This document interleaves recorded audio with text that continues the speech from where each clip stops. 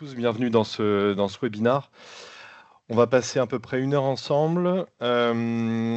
Pour des problématiques logistiques, les micros sont coupés pour éviter les bruits parasites. Vous avez accès à la conversation, au chat, pour poser vos questions. On y répondra en fin de présentation. On va se présenter rapidement. Donc, moi, je suis Vincent Charon, je suis le responsable commercial de la BU Cloud et Service Manager. Et je serai accompagné pour ce webinaire d'Éric Sauvage, qui est consultant avant-vente et qui a une spécialisation assez forte sur le sujet IBM Power. Au travers du webinaire, on va essayer de répondre à la question pourquoi, dans un écosystème IBM Power, passer au cloud en 2026. Avant de commencer la présentation, je vais faire un zoom très rapide sur le questionnaire de satisfaction qui vous est ou vous sera envoyé très prochainement par email. Donc le questionnaire de satisfaction, il est vraiment très important pour nous. Ça nous permet d'améliorer constamment la proposition de contenu qu'on fait à notre écosystème, à nos clients, à nos partenaires, nos prospects. Donc merci de prendre quelques minutes pour y répondre, c'est vraiment très très important. Eric. Alors, on va se présenter. Alors, j'imagine qu'une majorité nous connaît déjà, mais on va quand même présenter un peu la structure. Donc, Eric et moi, on est collaborateurs d'Eliac Solutions, qui est une société du groupe Eliac. Le groupe Eliac, c'est une ESN assez jeune, dans le sens où la société a été créée en janvier 2025, mais qui est issue d'un historique assez fort de plusieurs décennies. On est 100% français, on compte environ 750 collaborateurs qui sont répartis sur l'ensemble du territoire métropolitain, dans l'ensemble de nos 29 agences, et on réalise un chiffre d'affaires d'environ 360 millions d'euros. Eliac Solutions donc, est une société spécialisée qui a 2 activités principales, 2 business units. Une sur la cybersécurité, donc qui a des offres qui vont de l'audit ponctuel à la gestion de SOC extrêmement complexes pour des clients, pour nos clients.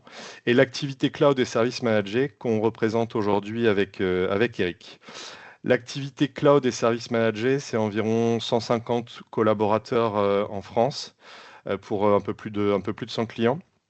On fournit des services managés sur différentes plateformes en 24/7, ça c'est extrêmement important. Toutes nos équipes, comme je le disais précédemment, sont basées sur le territoire. On n'a pas de nearshore ou d'offshore. On y tient, c'est dans notre ADN. Nos services de cloud provider s'articulent autour de différentes technologies, donc globalement l'écosystème x86, l'OLVM également, et ce qui nous anime aujourd'hui, l'IBM Power. Concernant le Power, plus précisément, on a une équipe, mais Eric, je crois que tu en parles un peu plus loin dans la présentation, une équipe assez jeune, et on est certifié Gold Partner par IBM, donc ça nous donne une certaine reconnaissance de ce constructeur. Voilà. Eric, je te laisse la suite. Ok, bonjour à tous. Donc, je vais commencer par vous parler un petit peu des annonces IBM, parce qu'il y en a un certain nombre en ce moment qui sont bien d'actualité. Donc, la première, elle concerne la fin de support des IBM Power 9. Alors, attention, il y a une date à retenir qui est donc le 31 janvier 2026, donc fin du mois de janvier 2026, qui concerne les Power 9, mais pas tous, puisqu'en fait, chez IBM, il y a eu 2 générations, on va dire, de Power 9. Donc, c'est ceux que j'ai encadrés en rouge.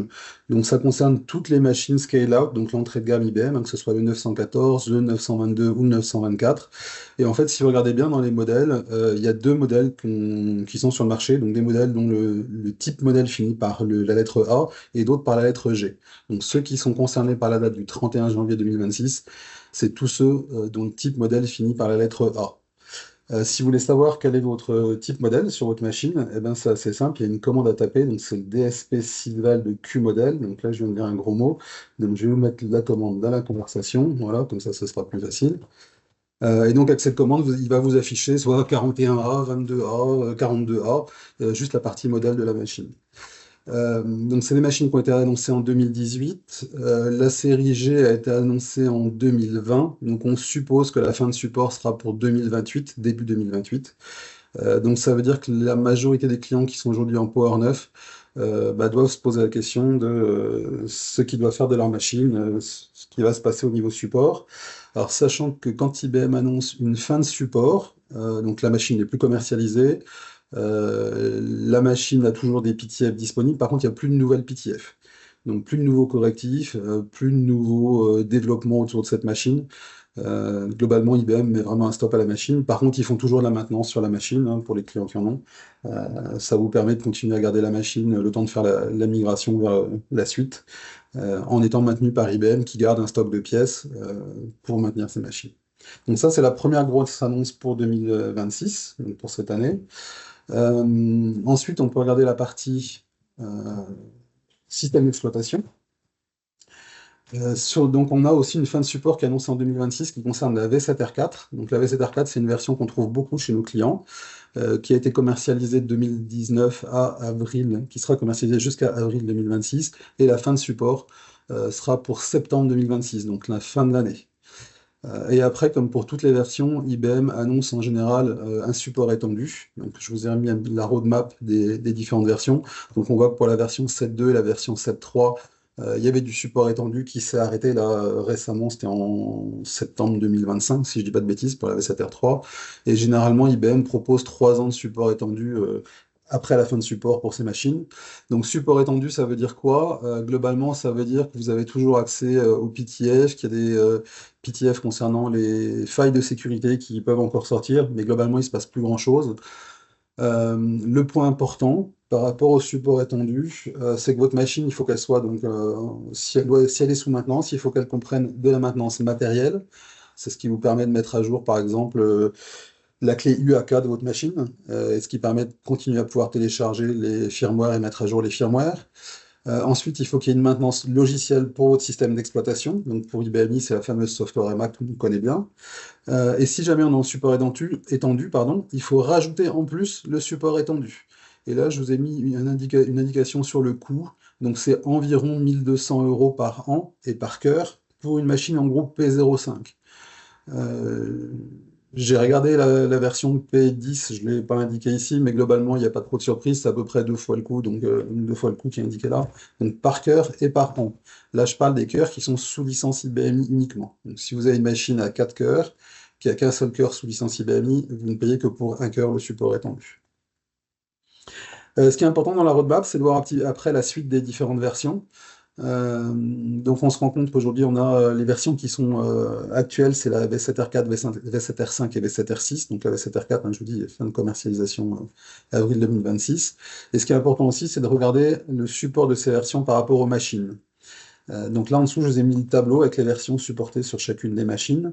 Et donc on voit par exemple que donc la V7R4 est supportée sur toutes les machines actuelles. La V7R5 ne concerne plus que les Power 9 au Power 11. Et la V7R6 ne concerne que les Power 10 et Power 11. Alors là c'est important, la V7R6 n'est pas supportée sur les machines Power 9. Donc si aujourd'hui vous êtes en Power 9 V7R4, on ne peut pas aller en V7R6. Et donc la V7R6, c'est une version qui a été annoncée en avril 2025, donc qui est assez récente. La question qu'il va falloir se poser après dans la version qu'on va choisir, si jamais on souhaite migrer, donc déjà si je suis en Power 9, c'est V7R5, j'ai pas trop le choix. Par contre, ce qui est important, c'est de regarder les dates de fin de support de ces versions. Donc V7R5, c'est 2029, V7R6, 2033. Ça veut dire qu'aujourd'hui, en 2026, si fin 2026, vous migrez vers de la V7R5, c'est une migration qui est pour 3 ans. Dans 3 ans, il faudra se reposer la question. Donc, est-ce que la V7R5 est la bonne cible? C'est une des premières questions du moment. Donc, voilà pour l'annonce V7R4. Donc, pour cette année, le Power 9, janvier 2026, la V7R4, septembre 2026.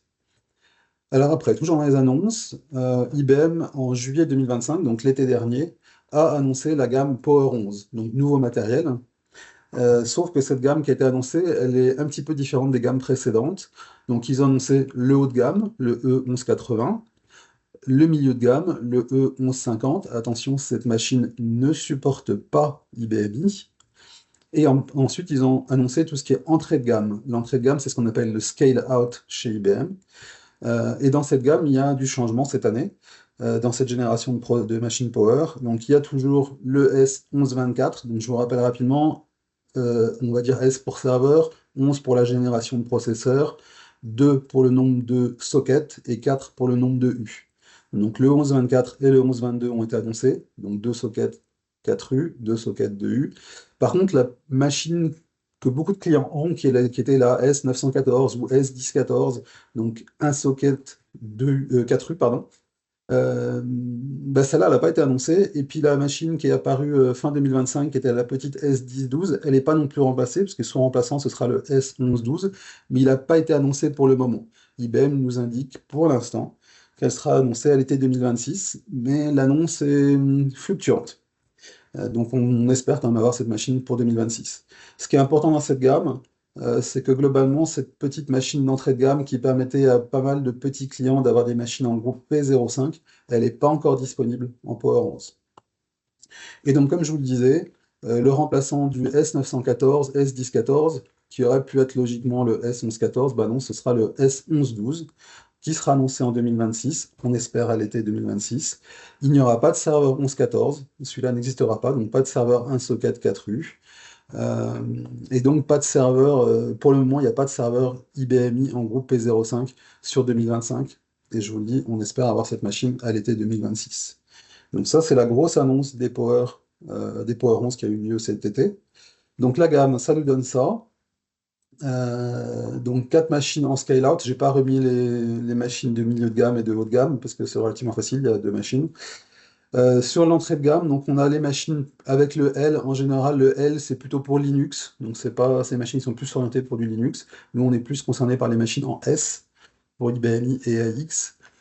Donc on a la 1122 et on a la 1124. Donc 2 machines dans la gamme et la petite d'entrée de gamme, elle n'est pas encore apparue, elle sera disponible que cet été. Attention, petite particularité sur les 11-22, la plus grosse partition IBMI ne peut pas excéder 4 cœurs. C'est un blocage marketing fait par IBM. Sachant que la machine, vous le voyez, donc elle est 2 sockets, hein, je vous rappelle, elle peut monter jusqu'à 2 fois 10 corps ou 2 fois 30. Ça fait des très grosses machines.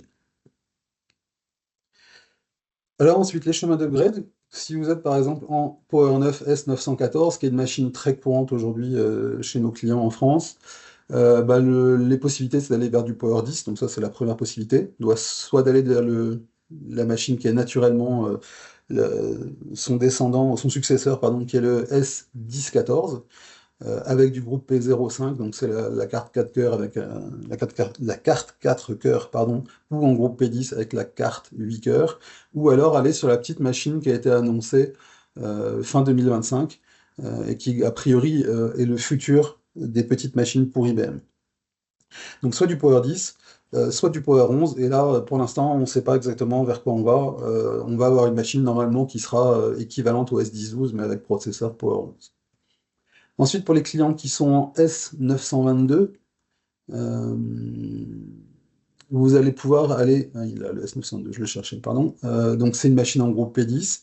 En général, c'est des clients qui font du multipartition avec stockage externe.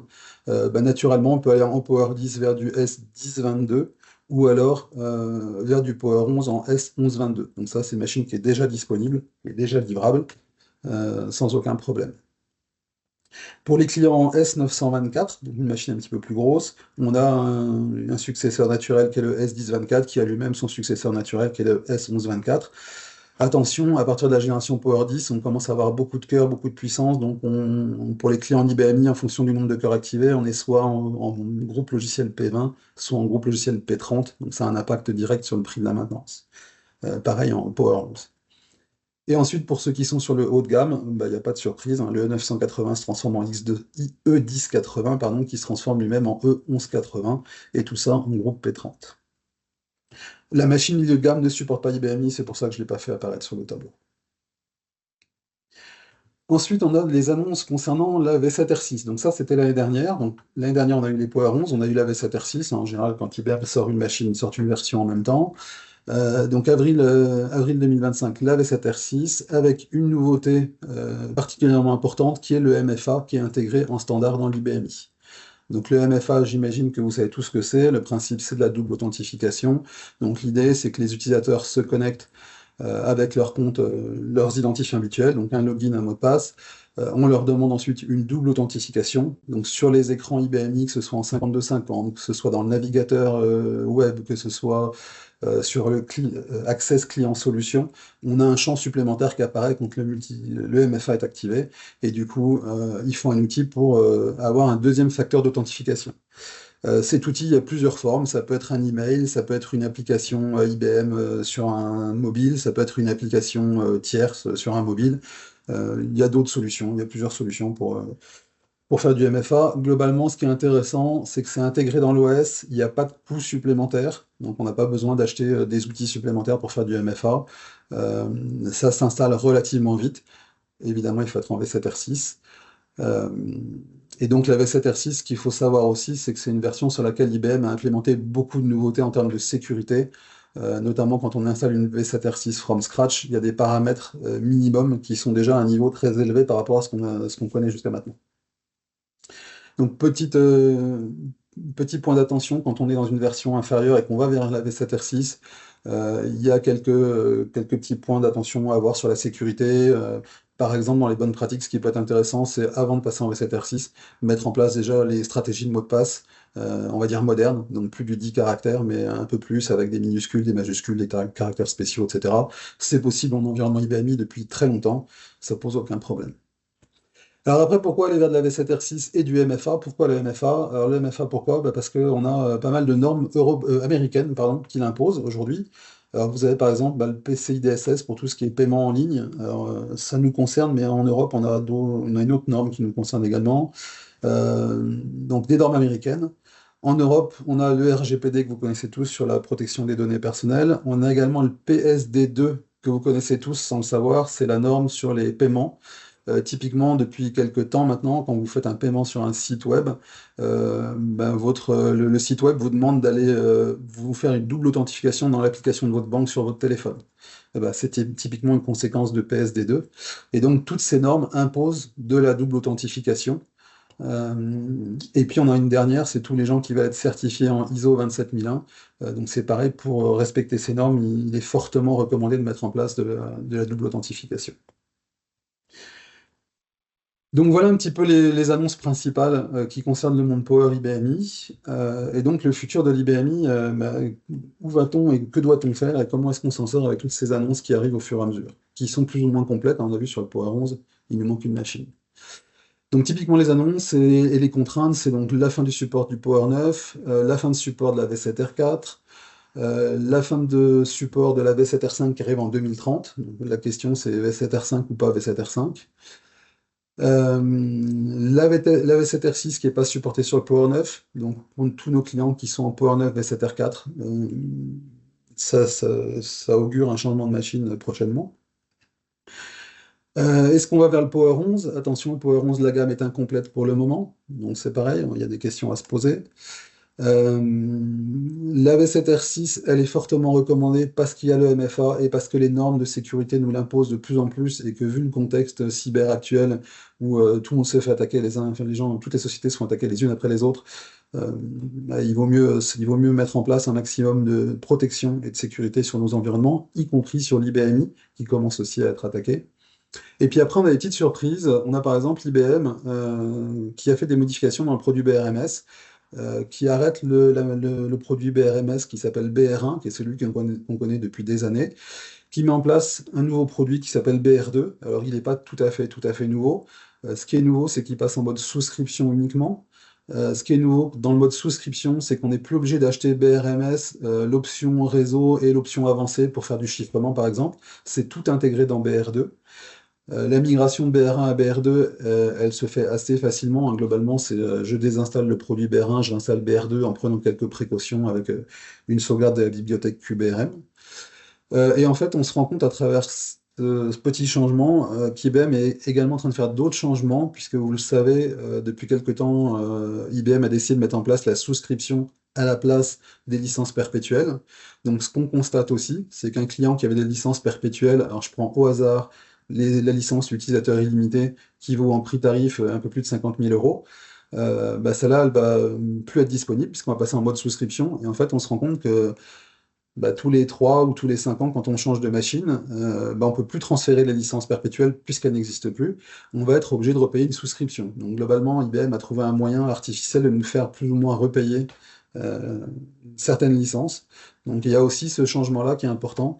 À chaque changement de matériel, de numéro de série, on est obligé de resouscrire maintenant les licences, et donc c'est plus de la licence perpétuelle.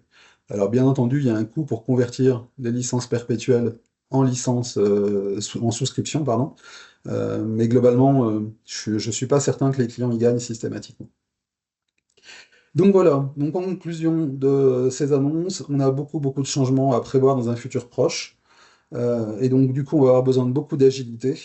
On va avoir besoin de compétences système pour faire ces migrations, hein, puisqu'on parle du matériel, on parle des versions, on parle des logiciels de sauvegarde, donc BRMS, donc tout ça, c'est du système. Donc, on va avoir besoin de compétences. Et en plus de tout ça, on est dans une période actuellement où on se rend compte que les compétences IBMI partent à la retraite les unes après les autres. Donc là, j'étais gentil, j'ai pris la date pour les gens qui partent à 64 ans, sachant qu'actuellement, ils partent un petit peu avant. Moi, ce que je constate sur la majorité des dossiers IBMI qu'on traite, c'est que souvent l'interlocuteur qu'on a en face de nous dit oui, je pars à la retraite à la fin de l'année, l'année prochaine. Donc globalement, on est vraiment dans une période où toutes les compétences IBMI qui sont chez les clients sont en train de partir à la retraite en ce moment. Et l'autre phénomène qu'on voit également, c'est qu'on a des DSI qui arrivent aujourd'hui en entreprise qui connaissent pas forcément l'environnement Power ou IBMI et qui se posent plein de questions par rapport à cet environnement, qui se demandent s'il faut maintenir le système. Et ce qu'on constate également, c'est que la majorité des clients qui sont sur IBMI aujourd'hui sont des clients qui ont soit un logiciel éditeur parce qu'ils ont un métier qui n'a rien à voir avec l'informatique et le logiciel éditeur, l'ERP qu'ils ont sur la machine fonctionne très bien et donc ils ont besoin de le conserver, soit c'est des clients qui ont développé du spécifique, beaucoup de spécifiques, depuis, allez, on va dire 20 ou 30 ans. C'est un spécifique qui a été amélioré, qui a été personnalisé vraiment pour coller parfaitement à l'activité de l'entreprise. Et on se rend compte que de sortir d'un spécifique comme ça pour aller vers un logiciel du marché ou un autre ERP, c'est quelque chose de compliqué. Donc on voit certaines sociétés qui tentent la migration vers un ERP du marché, on va dire, qui n'est pas en environnement IBMI. Il y en a certains qui font marche arrière, et puis d'autres qui arrivent à passer le pas, mais c'est pas quelque chose d'évident. Donc, beaucoup de questions concernant le futur de l'IBMI aujourd'hui. Est-ce qu'on reste sur la plateforme? Comment est-ce qu'on la fait évoluer? Avec quelles compétences? Avec quelles équipes en interne? Euh, et puis avec toutes ces contraintes qui sont liées aux annonces IBM qu'on a en ce moment, où il y a pas mal d'annonces. La deuxième question qui se pose avec tout ça, c'est comment minimiser les coûts pour pas que le maintien de la plateforme nous coûte une fortune et qu'on puisse faire évoluer la machine et réduire la dette technologique, pas rester sur des machines qui sont plus supportées, pas rester sur des versions qui sont plus supportées. Donc la majorité de nos clients et de ceux qu'on croise actuellement, c'est plutôt des clients qui sont en Power 9 et en V7R4 avec du matériel on-premise, donc sur site chez eux. Donc l'évolution logique, si on veut aller vers de la V7R6 avec du matériel Power 10 ou Power 11, un premier chemin, ça pourrait d'aller vers du Power 10, donc un premier build pour le changement de machine, un premier projet de changement. Dans un deuxième temps, ils vont faire un deuxième changement pour passer en V7R6. Alors on peut faire les deux changements en même temps, pourquoi pas. Ensuite, ils vont refaire un troisième build, pardon, pour passer sur du Power 11. Et ensuite, on continue l'histoire, c'est-à-dire qu'on va mettre la version suivante, le matériel suivant. Et donc, on va multiplier les opérations de changement de machine, ce qui est assez lourd en général, d'autant plus que les sociétés qu'on croise aujourd'hui ont de plus en plus de besoin d'avoir une production qui fonctionne en 24/7, donc sur lesquelles on a de moins en moins de possibilités d'arrêter les machines. Donc, ces opérations de changement de machine peuvent représenter également un problème par rapport au planning de l'entreprise. Donc globalement, ce qu'on constate, c'est qu'à chaque saut technologique, que ce soit logiciel ou matériel, il y a un coût non négligeable, il y a des besoins de compétences pour pouvoir effectuer ces changements et gérer ces changements, et puis ça génère des interruptions de service. Donc, une des solutions, donc pas de grosse surprise vu le titre du webinaire, donc des clients qui sont en Power 9 V7R4. La première opération qui peut être intéressante pour eux, c'est d'aller sur des machines Power qui se trouvent dans du cloud. Donc on va avoir effectivement un coût lié à l'opération du passage de la machine on-prem vers le cloud. Opération qui peut se faire en douceur, sur laquelle on va pouvoir faire des tests, des validations, sur lesquelles on va pouvoir faire des migrations à blanc. Donc c'est une opération que nos équipes ont l'habitude de mener et qui se passe globalement bien. On n'a pas eu d'échecs, on n'a pas eu de clients qui sont revenus en arrière jusqu'à maintenant.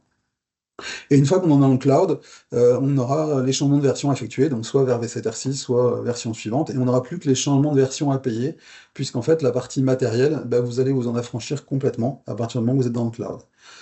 Donc, ce qui est intéressant dans le fait de passer dans le cloud, c'est qu'on va pouvoir s'affranchir de tout ce qui est rupture technologique au niveau du matériel. Donc là, on parle des processeurs avec les Power 10, Power 11, etc.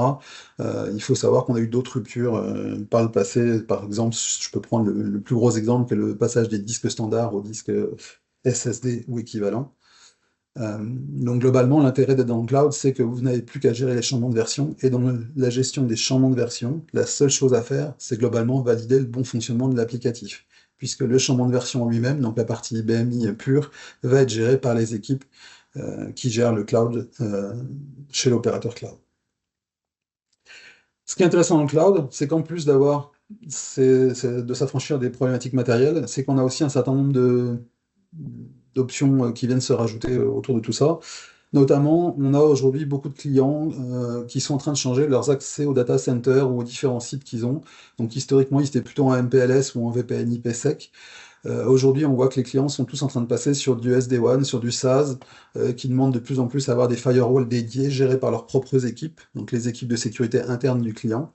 Donc ça, c'est des choses qui vont être facilement mises en place dans le cloud, qui vont être très faciles d'accès. Ce qui est très important également, c'est tout ce qui est flexibilité des ressources dans le cloud. Donc, typiquement, quand vous achetez une machine, elle est limitée aux ressources physiques que vous achetez. Si jamais vous avez un projet qui nécessite d'avoir des ressources supplémentaires, un exemple tout bête, je suis sur une version d'un ERP, j'ai besoin de passer à une autre version de l'ERP, mais je suis pas tout à fait confiant dans le discours de l'éditeur, j'ai bien envie de tester quand même ma nouvelle version d'ERP. Eh ben, si j'ai pas la partition ou les ressources nécessaires pour le tester, c'est compliqué sur du on-premise. Dans le cloud, j'ai tendance à dire que c'est une histoire de carte bleue. Vous allez avoir accès à la puissance, à la mémoire disponible, au stockage disponible que vous souhaitez, c'est qu'une histoire de coût. Autre point important, on a quelques clients qui ont parfois des problèmes de performance sur leur machine. Alors, on a beaucoup connu ça à l'époque, on était sur des disques traditionnels. Aujourd'hui, avec les disques SSD, NVMe, etc., on a de moins en moins le souci. Par contre, on rencontre aujourd'hui des gens chez qui la partie puissance, RAM et stockage n'est pas équilibrée. Ça génère des problèmes de performance. Et donc, on leur propose une analyse de performance de leur machine. Et souvent, on se rend compte, par exemple, que il n'y a pas assez il y a pas assez de puissance processeur ou il n'y a pas assez de temps processeur, plus exactement. Donc, on est obligé de rajouter un petit peu de CPW pour que la machine retrouve un équilibre et se remette à fonctionner correctement. Donc ça, c'est très facile dans le cloud. C'est beaucoup plus compliqué quand on est on-premise et qu'on n'a pas de ressources à disposition. Autre point important, je vous disais tout à l'heure que les clients ont de plus en plus de besoin de fonctionner en mode 24/7, donc plus d'interruption de service sur les machines. Donc pour certains clients qui fonctionnent de manière traditionnelle, la journée classique d'une production IBMI, bah, c'est la production de jour, un lancement des batchs en fin de soirée, éventuellement une sauvegarde avant, éventuellement une sauvegarde après. Euh, Pendant les batchs et la sauvegarde, souvent la machine est interrompue. Dans le cloud, on a des options toutes simples, type du FlashForry qui s'appuie sur des snapshots des bêtes de stockage qui vont permettre de faire de la sauvegarde sans interruption de service. Donc FlashForry, c'est un produit d'M81, un produit français qui est très connu, très répandu, qui fonctionne très bien, qui n'est ni plus ni moins qu'un orchestrateur entre la baie de stockage, l'IBMI, le logiciel de sauvegarde BRMS, et j'en ai oublié un, la baie de stockage, la HMC et la console HMC pour la gestion des partitions. Donc globalement, on a cette possibilité également quand on va dans le cloud. Alors on peut le faire chez soi, sur du on-premise. La condition principale, c'est d'avoir une baie de stockage, donc des disques externes. Aujourd'hui, avec les capacités de disques qu'on a et le NVMe, on a pas mal de clients qui sont venus sur des machines sans stockage externe. Autre point important dans le cloud, quand on a besoin de faire des tests, donc tout ce qui est test est relativement simplifié dans le cloud, puisqu'on a la possibilité très facilement d'obtenir une copie de sa production à travers un snapshot, donc d'avoir des partitions supplémentaires pour une période de test. Donc ça peut servir par exemple dans le cadre de montée de version. Donc, typiquement, vous êtes en V7R4, vous voulez passer en V7R6, vous voulez vous assurer qu'il n'y a pas de problème lié à la sécurité qui va apparaître parce qu'il y a pas mal de petites modifications. On peut très simplement faire une copie de votre partition de production euh, faire la montée de version à blanc pour tester tout ça et vérifier que ça fonctionne. Donc ça, c'est très très facile dans le cloud parce qu'il y a des ressources disponibles. C'est pareil si vous avez besoin d'un bac à sable pour différents tests, par exemple un instrument de RP, il est ultra simple de faire un clone de la production, de le rafraîchir à intervalles réguliers et de faire des changements de version pour voir un petit peu comment ça fonctionne et comment ça se passe derrière. Autre atout du cloud, euh, c'est par exemple vous avez besoin de nouveaux environnements. Parce que dans votre société, il y a une nouvelle activité ou une nouvelle branche qui apparaît, il y a besoin d'un nouvel environnement, ou il y a un nouveau logiciel qui apparaît. On est également capable très rapidement de mettre en place un clone soit d'une partie de production, soit d'une partie de développement, à travers toujours tout ce qui est clone et snapshot. Euh, et dernier point qui est très important également dans le cloud, c'est que tous les opérateurs cloud vous proposent aujourd'hui des solutions de haute disponibilité pour votre machine IBMI. Donc, on va avoir différentes solutions, soit des réplications matérielles, donc réplication du stockage de vos partitions IBMI, soit des solutions logicielles, donc là, il y a un coût d'éditeur. Donc, nous, on travaille par exemple avec QuickEDD, il y en a d'autres. Et on travaille sur un campus de data center, ce qui est intéressant parce que ça permet d'avoir en fait vos machines de production et de secours sur le même réseau LAN, avec la même sécurité au niveau des accès, donc double induction en réseau MPLS, VPN IPsec ou SD-WAN, aucun problème. Et donc, c'est une solution qui est très très facile et très rapide à mettre en œuvre dans un environnement cloud. C'est plus compliqué chez vous. Si on fait de la réplication SAN, il faut avoir deux machines avec disque externe. Et puis un réseau conséquent entre les deux sites. Si on fait de la réplication logicielle, bah, il faut avoir pareil un réseau suffisant entre les machines pour pouvoir répliquer les données. Et si on continue dans le cloud, ce qu'on vous propose également chez Eliac, qui est également très important, bah, la première chose, c'est des data centers sécurisés. Donc on travaille, nous, avec des data centers de design tier 4. Donc c'est quelque chose qui n'est pas forcément évident à avoir, enfin l'équivalent n'est pas forcément évident à avoir on-premise. Je pense notamment à tout ce qui est sécurité incendie, rafraîchissement, alimentation électrique, etc. Euh, donc ça, il est indéniable qu'on propose quelque chose de, on va dire, à jour et à niveau. Bien entendu, on vous propose également tout ce qui est ressources matérielles, que ce soit pour la partie Power, l'IBMI, mais également pour tout ce qui est x86, puisque dans nos data centers, on héberge bien entendu différentes technologies. Et Vincent parlait au début de OLVM, je ne sais pas si tout le monde connaît OLVM, c'est la plateforme Oracle qui permet d'optimiser le licensing Oracle. Ce qu'on vous propose également, bah, c'est des équipes dédiées d'experts techniques. Donc, je vous parlais de départ à la retraite. Alors, nous, on est toujours fiers d'annoncer une équipe jeune, comme disait Vincent au départ. Globalement, sur chaque décennie, on a une personne chez nous qui fait de l'IBMI. On a un énorme avantage chez nous, c'est qu'on a la capacité à former des jeunes sur la plateforme IBMI au niveau de la gestion du système. Donc, on a actuellement chez nous un alternant qui se forme sur la plateforme. Euh, et c'est des gens qui ne font que de l'IBMI, c'est des équipes dédiées au Power et IBMI. Donc c'est des gens qui sont toujours à jour, qui se certifient régulièrement, qui sont au courant de ce qui se passe chez IBM et sur la plateforme, et également chez les éditeurs tiers, et qui se renseignent également sur les solutions tiers. Et un des avantages de cette équipe, c'est qu'on a à la fois des gens qui ont des habitudes et des compétences, on va dire, à l'ancienne, et des gens qui vont sur les nouvelles technologies. Donc, par exemple, tout ce qui est automatisation avec Ansible, c'est quelque chose qui est en place chez nous et qui fonctionne très bien, qui a été mis en place par l'équipe. Et c'est typiquement le type de solution qu'on va implémenter chez nous sur les machines. Donc aussi bien l'ancienne techno que les nouvelles techno. D'autres exemples sur cet aspect-là, on a par exemple tout ce qui est script, enfin tout ce qui est développement et outillage pour la production. Donc on développe plus dans PDM, mais on a la compétence, on a des gens qui savent développer dans PDM, mais on développe dans du VS Code aujourd'hui. Ce qu'on vous apporte également, c'est toute la partie sécurité. Donc en tant qu'opérateur cloud, ben, on a des obligations, et, notamment on fait du HDS, donc on a encore plus d'obligations. Et donc, on vous apporte une brique sécurité qui est également importante chez nous, donc de cybersécurité standard qui est déjà assez importante. Donc, il y a bien entendu la sécurité physique, l'accès au data center et aux machines, la sécurité logique, donc ELIAC est certifié ISO 27001, donc on a la certification et donc on met en place énormément de mécanismes de sécurité et de cybersécurité. On a la traçabilité, donc avec des puits de log externalisés qui sont également obligatoires dans les environnements HDS. Euh, donc voilà pour la sécurité. Et on a une équipe de cybersécurité qui travaille au quotidien sur la sécurité aussi bien de nos infrastructures que celle de nos clients. Ce qu'on vous apporte également, c'est la couverture 24/7. Donc ça, c'est le cas classique des clients qui ont des équipes IBMI relativement réduites. On en a beaucoup où il y a une ou deux personnes. Ça vous permet, le fait d'aller dans le cloud et de travailler avec nos équipes, ça vous permet d'avoir des gens disponibles en permanence, y compris la nuit et les week-ends, si besoin. Euh, et donc avec la compétence IBMI. Ce qu'on vous apporte également, c'est un pilotage des prestations, donc de tout ce qui se fait dans le cloud, avec un SDM dédié, donc c'est une équipe dédiée, c'est des gens qui ne font que ça, qui vont suivre les différents clients et qui vont permettre également de gérer les différents projets qui sont faits pour nos clients sur le cloud. Et le dernier point qui est important, c'est toute la partie reporting. Alors c'est souvent mis de côté parce qu'on n'a pas toujours le temps de s'en occuper. L'avantage dans le cloud et avec les équipes ELIAC, c'est que nous, le reporting, il est standardisé. Donc ça vous permet d'avoir un suivi de qualité, du capacity planning, d'avoir une vraie visibilité sur ce qui se passe dans vos infrastructures. Et ça permet également de répondre aux demandes de vos directions, puisque les directions aujourd'hui demandent de plus en plus de reporting, notamment sur la sécurité. Donc tout ça est également disponible dans l'offre des services cloud.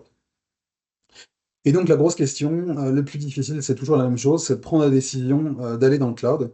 On a encore pas mal de clients qui sont réticents, souvent les directions, qui trouvent toujours beaucoup d'arguments, et puis on a beaucoup qui sautent le pas, et pour qui ça se passe très très bien, qui au final sont très contents d'avoir sauté le pas. Donc l'idée, c'est de vous accompagner justement à aller vers le cloud de manière assez progressive. Donc c'est vrai que ça peut paraître un peu brutal de dire bah, je suis on-premise, demain je suis dans le cloud. Donc ce qu'on vous propose en fait, c'est cinq méthodes qui vous permettent d'aller tout doucement vers le cloud et de goûter aux équipes, aux services, à la qualité qui est proposée. Donc le premier service qu'on propose, c'est tout simplement des services sur votre machine qui reste on-prem. Donc globalement, on ne change rien à ce que vous avez, mais on vous apporte une équipe de support en plus qui va permettre de vous accompagner, de surveiller votre machine, surveiller vos sauvegardes par exemple, de corriger certains incidents système. Euh, et puis surtout, ça vous permet d'avoir des gens à disposition quand vous avez des questions, quand vous avez des besoins. Alors, vous souscrivez un support chez IBM.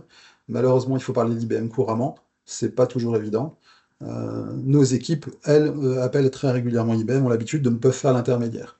Donc, première étape, mettre des services managés sur votre machine chez vous, et ça vous permet également de pallier au départ en vacances, par exemple, de vos compétences. Donc, vous savez que le jour où les personnes partent en vacances, bah, il y a toujours quelqu'un qui est disponible au cas où il y a un souci sur la machine. Deuxième étape pour aller vers le cloud, c'est le backup as a service.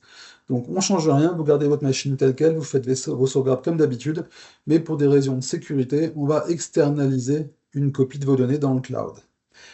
Donc l'outil qui permet de faire l'externalisation est géré par nos services managés, vous n'avez pas à vous en occuper, on vous donne un état des lieux quotidien des sauvegardes qui ont été externalisées, et globalement ça vous permet d'avoir une copie supplémentaire de vos données à l'extérieur de votre entreprise. Troisième étape pour aller vers le cloud, bah, à partir du moment où vos sauvegardes sont chez nous, ce qu'on peut vous proposer, c'est pourquoi pas de restaurer ces données sur une partition. Alors ça peut être pour faire des tests, ça peut être pour du disaster recovery, donc le jour où vous avez un sinistre majeur chez vous, que la machine n'est plus accessible. Ça peut être pour de multiples solutions, et puis ça peut être aussi pour tout simplement tester votre partition dans le cloud pour voir comment ça réagit, comment ça s'interconnecte avec vos différents outils. On a beaucoup, par exemple, de laboratoires d'analyse médicale qui ont des robots qui passent leur temps à analyser les échantillons de sang et autres produits divers et variés, euh, donc qui sont dans le cloud et qui avaient d'énormes inquiétudes parce que ces robots sont pas très tolérants aux pertes de connexion, à la latence, à toutes ces choses-là. Et en fait, c'est quelque chose qui fonctionne très très bien. Donc, ils ont testé, ils ont approuvé. Ça fait plusieurs années maintenant qu'on a plusieurs laboratoires qui sont hébergés chez nous. Quatrième possibilité, c'est carrément mettre en place de la haute disponibilité entre votre site chez vous et le cloud ELIAC. Donc l'idée, c'est d'avoir un logiciel qui va répliquer les données entre votre machine de production et une machine de secours qui sera chez nous. Et puis le jour où il y a un sinistre chez vous, c'est de basculer sur la machine de production qui est hébergée chez nous. Donc ça vous permet d'avoir une machine de secours, de répondre à des problématiques de haute disponibilité, et toujours avec les services managés ELIAC. Et la dernière option, donc une fois que vous avez éventuellement essayer une de ces solutions, vous avez compris comment ça fonctionne, que vous avez vu les impacts, que vous avez pris confiance dans les équipes, ben, pourquoi pas aller carrément dans le cloud. Donc, déplacer votre machine et votre partition dans le cloud, la faire opérer par EDIAC et les services managés d'EDIAC, et après, donc, de rajouter bah, éventuellement tout ce qu'on a raconté précédemment, donc pourquoi pas de la haute disponibilité sur la machine. Donc voilà un petit peu ce qu'on peut vous proposer comme accompagnement pour aller vers le cloud.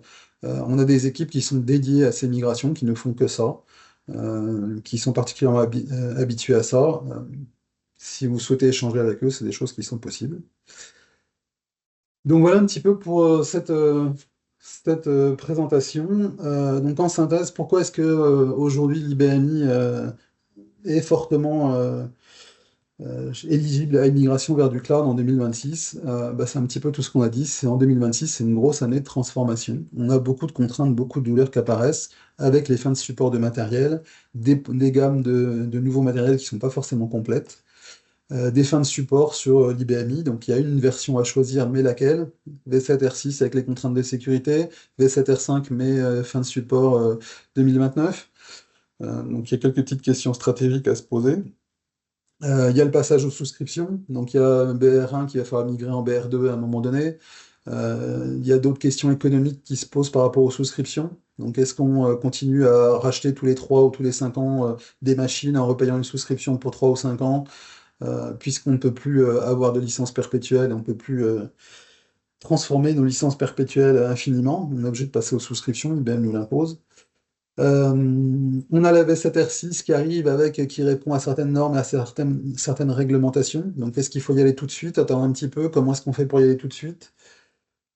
Et puis, on a les compétences qui sont au fur et à mesure dans les entreprises.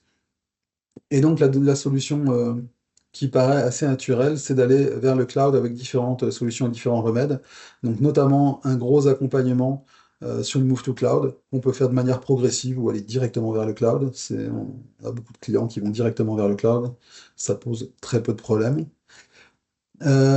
Profiter d'une équipe d'experts qui se maintient à jour et qui grandit régulièrement et qui grandit régulièrement et qui est voilà, disponible en 24/7, qui peut se rendre disponible en 24/7 si besoin. Donc, avoir quelqu'un derrière la machine pour s'assurer que tout fonctionne. Et c'est la petite nouveauté, ELIAC a racheté en 2025 une société qui s'appelle Applixia, qui fait également du Power IBMI, c'est une activité principale chez eux, mais qui font également de l'AX. Donc aujourd'hui, on a également ouvert le cloud ELIAC à tout ce qui est partition AX. C'est une question qu'on se posait depuis quelque temps déjà, qu'on avait déjà commencé à ouvrir tout doucement, et donc là maintenant, AX est également disponible chez nous pour des partitions UX. Donc voilà Vincent, j'en ai fini moi pour les annonces et les solutions qu'on peut proposer à travers notre cloud. Merci Eric, merci à tous pour votre attention. Donc, comme je le disais, vous avez la possibilité de poser des questions dans le chat. On en a déjà deux, Eric. Et je refais un petit focus sur le questionnaire qui est vraiment très, très important. Je le redis maintenant avant qu'on plonge dans les questions-réponses. Ça nous permet réellement d'améliorer le contenu, d'en proposer de nouveaux.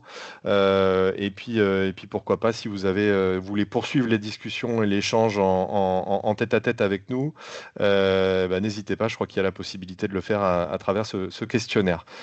On a une première question, Eric, de Monsieur Martineau, qui nous dit: comment est traité l'écosystème autour de l'IBMI dans ses différentes étapes?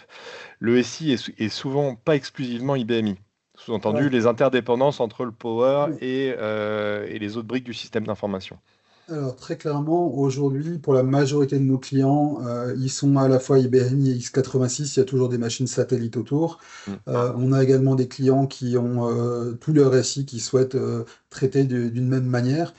Euh, donc en fait, l'écosystème autour de l'IBMI, je dirais, il est traité de la même façon que l'IBMI, c'est-à-dire qu'on va être capable de le migrer dans notre cloud, de faire en sorte que les machines se trouvent physiquement dans les mêmes data centers et à proximité pour pas avoir des phénomènes de latence qui apparaissent.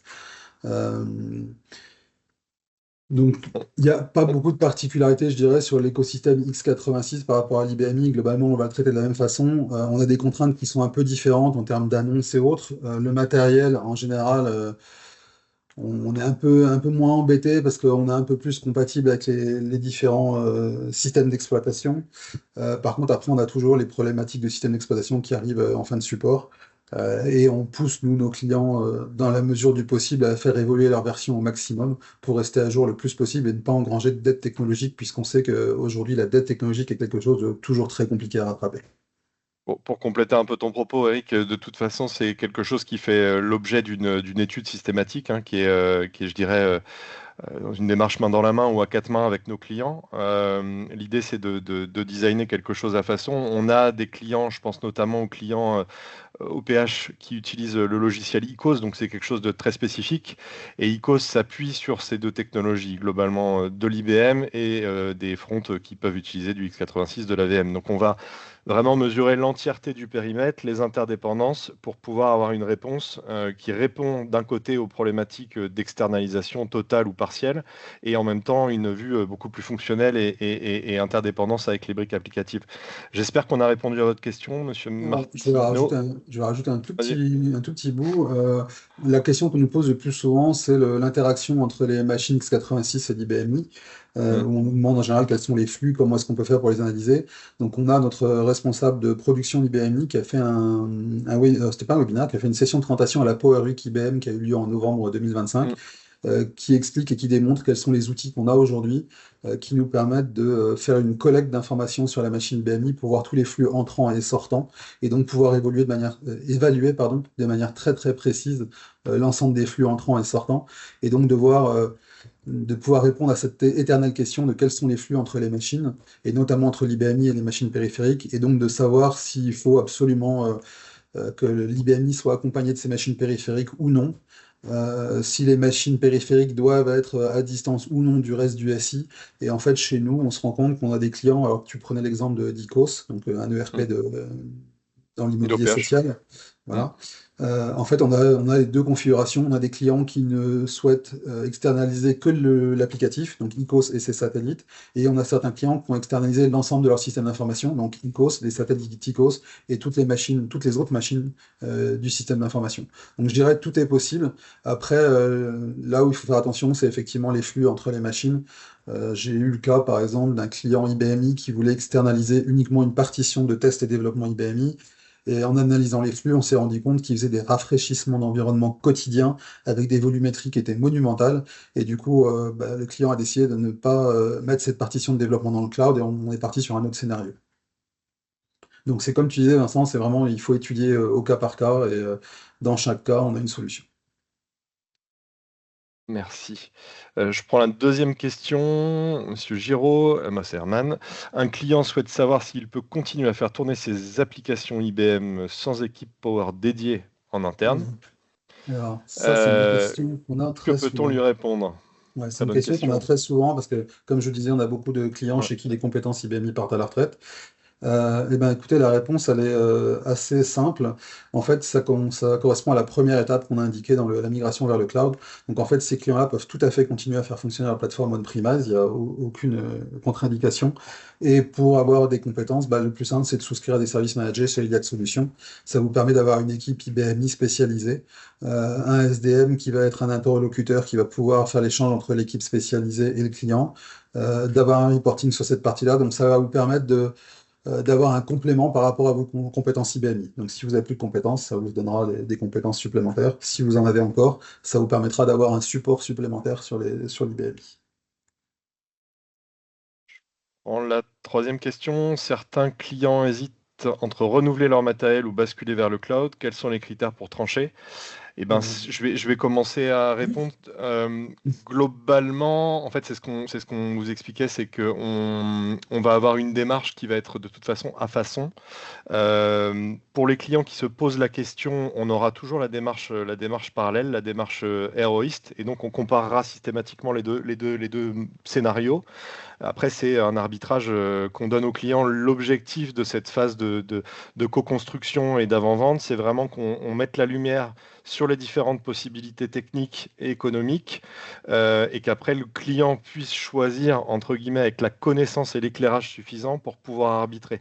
Donc, je dirais que de notre point de vue, il y a pas de solution, en tout cas dogmatique. L'idée, c'est vraiment d'avoir qu'on apporte, nous, notre expertise et notre connaissance, et après, chaque client a la capacité, en fonction de son écosystème, en fonction de ses compétences, en fonction de tous les paramètres qu'il peut avoir dans son entreprise et dans son équipe DSI, de prendre la bonne décision en fonction de son contexte. C'est pas notre contexte, c'est vraiment celui du client. Alors, je rajouterai quand même deux petites choses, et je vois la question suivante, donc je vais commencer à répondre également à Ouais, la question vas-y. suivante. Les deux petites choses, c'est qu'on a des clients donc, qui renouvellent leur matériel. Donc, un renouvellement de matériel, c'est un projet à Mm. part entière. Ça veut dire repayer un build, réinstaller du matériel en data center, donc refaire de l'implantation data center. C'est pas mal de contraintes. Et puis globalement, on se rend compte que tous les 3 ou 5 ans, on recommence, rebelote. Le fait de passer dans le cloud, un des avantages, c'est qu'une fois qu'on est dans le cloud, on est dans le cloud. Il n'y a plus besoin de s'occuper des renouvellements de machines. Donc, évidemment, les machines évoluent. Par contre, ce sont les équipes Eliac Solutions qui vont s'occuper d'accompagner les clients pour passer d'une machine à l'autre, sachant qu'on est sur des architectures avec du disque externe, donc le changement de machine est relativement transparent. Et globalement, ces opérations qui se font quasiment toutes seules.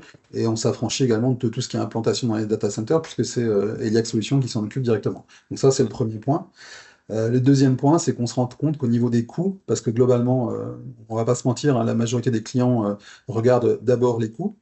Au niveau des coûts, on se rend compte que depuis quelques années, notamment depuis qu'IBM a mis en place les souscriptions et vous oblige à resouscrire tous les 3 ou 5 ans toutes vos licences, par exemple, et qu'on ne bénéficie plus de l'avantage qu'on avait avec ces licences perpétuelles qu'on pouvait transférer de machine en machine, on se rend compte qu'au niveau coût, le cloud, par rapport à du on-premise, finalement, c'est pas beaucoup plus cher. C'est plus de services, c'est plus d'agilité, c'est plus d'accompagnement, mais c'est pas beaucoup plus cher.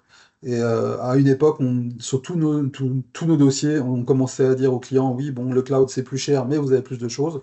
Aujourd'hui, on est capable, dans certains cas, d'avoir un cloud qui est au même prix, voire moins cher que d'un renouvellement matériel on-prem.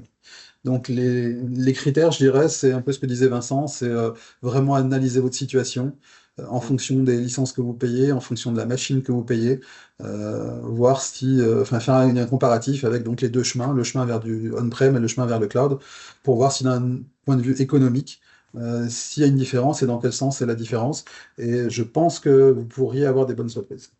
Et nous, c'est des exercices qu'on adore réaliser avec Eric et l'équipe, mais c'est vrai qu'on intègre aussi dans la démarche et dans les discussions qu'on peut avoir avec nos clients, les coûts cachés, hein, notamment de la gestion des compétences, qui est un élément important. Comme dit, les compétences partent à la retraite.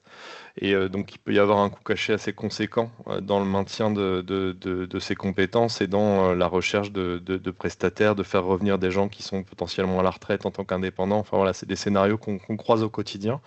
Mais en tout cas, oui, c'est notre quotidien à nous de vous montrer les différents scénarios possibles et envisageables. Voilà. La- Typiquement dans les cas qu'on voit chez les clients qui sont on-prem par rapport à ceux qui sont cloud, c'est tout ce qui est application des PTF et notamment avec la Mm. cybersécurité. Alors même sur la plateforme IBMI, on est un petit peu à l'abri, mais globalement, on a de plus en plus de PTF, de sécurité à passer.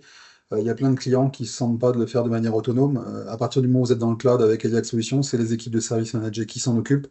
C'est juste une histoire de planification à faire avec eux. Et globalement, ils s'en occupent à votre place. Hein. Donc, un souci en moins. Et donc, pour répondre à la question de Monsieur Icardi, alors la grille tarifaire, c'est difficile de vous donner une grille tarifaire comme ça. Euh, Non, mais ce qu'on peut faire, alors, au-delà de la réponse, c'est effectivement de vous donner quelques. Alors, pour le coup, on prendra peut-être rendez-vous en asynchrone, mais de vous montrer quelques use cases et justement sur des modèles type TCO, etc., pour qu'on vous montre un petit peu comment se modélise la chose. oui, et puis pourquoi pas prendre votre cas particulier avec Mm. votre machine et puis voir, faire un comparatif, un simple renouvellement de machine comparé à un passage vers le cloud. C'est quelque chose qui est faisable sans aucun problème. Du coup, est-ce que ça répond à votre question? Je vois pas de message, donc après, je pense que oui. Oui, c'est bon. Merci beaucoup. Écoute, je pense qu'on a fait à peu près le tour, Vincent. Je pense, il nous reste quelques minutes. On peut peut-être prendre une dernière question si quelqu'un en a une. A priori, non. Écoutez, je vous remercie de votre participation à ce webinaire. J'espère qu'il vous a appris des choses. Dans tous les cas, n'hésitez pas. Encore une fois, je reviens. S'il vous plaît, répondez à notre petite enquête sur ce webinaire. Et puis, le cas échéant, les équipes ELIAC Solutions se tiennent à votre disposition pour répondre à vos questions et puis vous aider dans vos différents dossiers. Si vous avez la moindre question sur l'environnement IBMI, n'hésitez pas à revenir vers nous. On se fera un plaisir d'y répondre. Et bien, merci à tous. Merci beaucoup. Bonne journée à tous. Bonne fin de journée.